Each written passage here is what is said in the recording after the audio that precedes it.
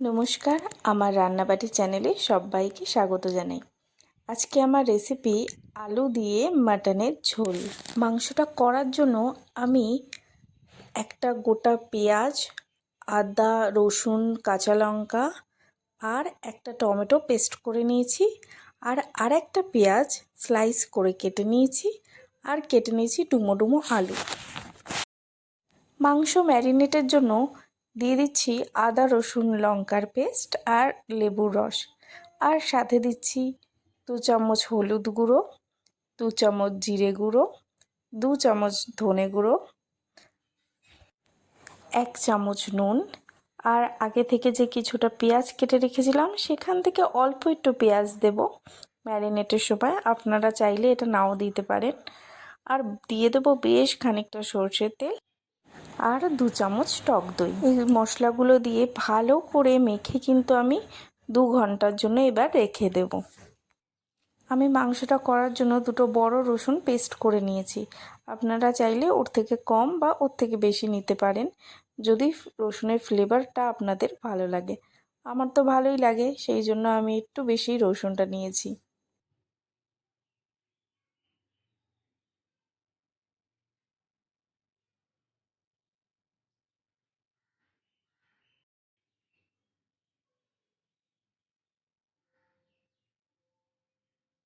এবার আমি তেলটা ভালোভাবে গরম করে নিচ্ছি। ভালো করে গরম হয়ে গেলে আমি একে একে আলুগুলো কিন্তু ভেজে নেব। আমার এখানে আলুগুলো কাটা একটা ছোট একটা বড় হয়ে গেছে, কারণ আলুগুলো একটা ছোট একটা বড় এরকম ছিল, খুব বেশি আলু ছিল না। কিন্তু আপনারা সবসময় চেষ্টা করবেন যাতে সমান মাপের আলুগুলো কাটা হয়।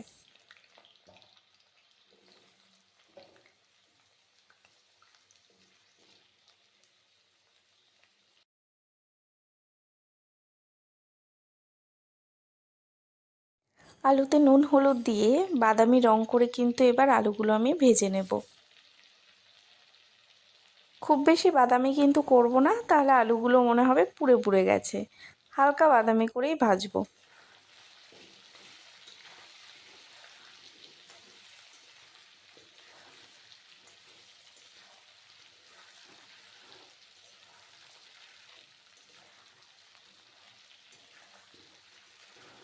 আলুগুলো আমার ভাজা হয়ে এসছে। এবার ওই তেলেই আমি একে একে গোটা মশলাগুলো দিয়ে দিচ্ছি। যেমন তেজপাতা, গোটা গরম মশলার মধ্যে লবঙ্গ, দারচিনি, এলাচ এগুলো কিন্তু আমি দিয়ে দিচ্ছি তেলে।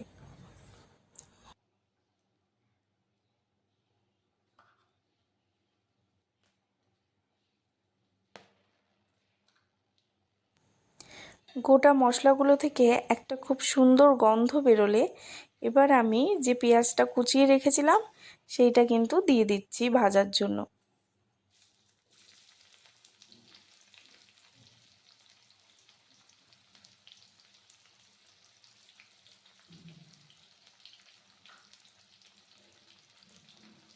পেঁয়াজগুলোও কিন্তু আমি কম আঁচে হালকা বাদামি করে কিন্তু ভেজে নেব।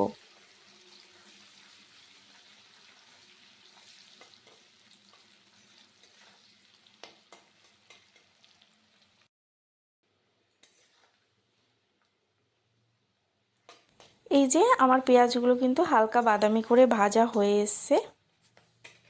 এবার আমি দিয়ে দিচ্ছি 1 চামচ পেঁয়াজ বাটা, 2 চামচ ওই আদা রসুন লঙ্কার পেস্ট। এবার অল্প আছে সবটা ভালো করে রান্না করে নেব ওই 4 মিনিট মতন।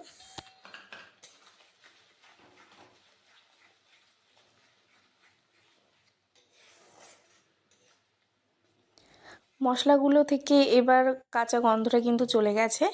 এবার আমি দিয়ে দিচ্ছি টমেটো কুচি। টমেটোগুলো দিয়েও কিন্তু আমি ভালো করে মিশিয়ে রান্না করে নেব যাতে টমেটোর কাঁচা গন্ধটা চলে যায়।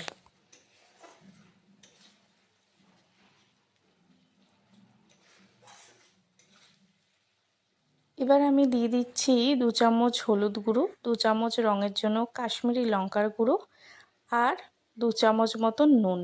আমি কিন্তু এখানে আর কোনো মশলা দিচ্ছি না, কারণ আমি ম্যারিনেট করার সময় ধনে গুঁড়ো, জিরে গুঁড়ো এগুলো কিন্তু দিয়ে রেখেছি। তাই জন্য আমি আলাদা করে কড়াইতে আর মশলা দিচ্ছি না।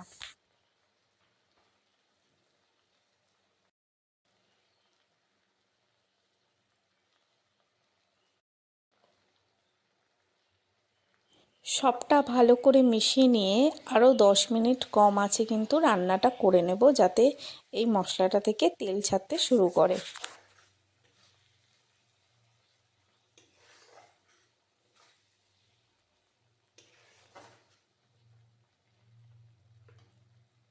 দেখুন মশলাটা থেকে কিন্তু তেল ভালোভাবে ছেড়ে দিয়েছে। এবার আমি যে আগে থেকে ম্যারিনেট করে রেখেছিলাম মাটনটা, সেটা এবার আমি দিয়ে দিচ্ছি।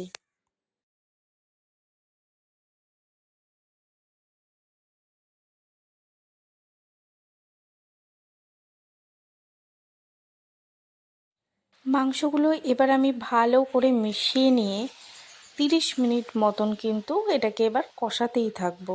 ভালো করে কষাবো, একদম কম আছে।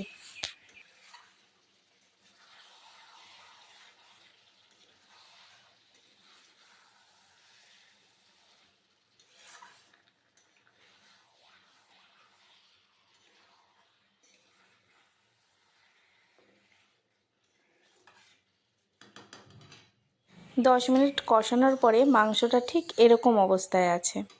এখনও কিন্তু কষিয়ে যাব প্রায় 20 মিনিট মতন।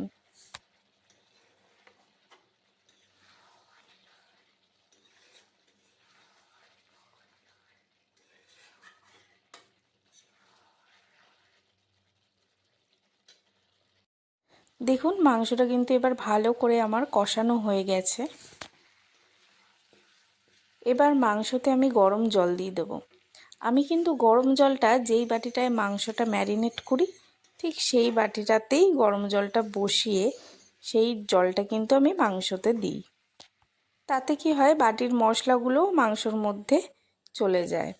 মাংসটা তো কষানো হয়ে গেছে, এবার প্রেশার কুকারে স্টিম দিলেই কিন্তু মাংসটা রেডি হয়ে যাবে। সেই জন্য মাংসগুলো ঢেলে নিচ্ছি প্রেশার কুকারে, আর তার সাথে দিয়ে দিচ্ছি ওই গরম জলটা। গরম জল আর মাংস দিয়ে আমি কিন্তু ওই 4টে সিটি দিয়ে দেব প্রথমে। 4টে সিটি দেওয়া হয়ে গেলে আমি কিন্তু পরে আলুগুলো দিয়ে দিচ্ছি। আলুগুলো দিয়ে কিন্তু আবার 2টো সিটি দেব একদম হাই ফ্লেমে।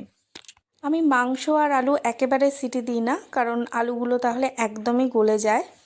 সেই জন্য কি করি, প্রথমে আমি 4টে সিটি দিয়ে নিই মাংসে, তারপরে আলুগুলো দিয়ে 2টো সিটি দিলেই কিন্তু আমার রান্নাটা হয়ে যায়।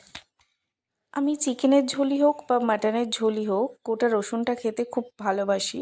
সেই জন্য কিন্তু আমি আলুর সাথে একটা গোটা রসুন ফেলে দিয়েছিলাম। ব্যাস প্রেসারে বাকি 2টো সিটি দিয়েই কিন্তু রেডি হয়ে গিয়েছে আমার মাটনের ঝোলটা। শেষে নামানোর আগে দিয়ে দিচ্ছি গরম মশলা আর চেরা কাঁচা লঙ্কা। এগুলো দিয়ে কিন্তু এখন প্রেসারটা বন্ধ করেই রেখে দেবো, যখন খাবো তখন ঢাকনাটা খুলবো।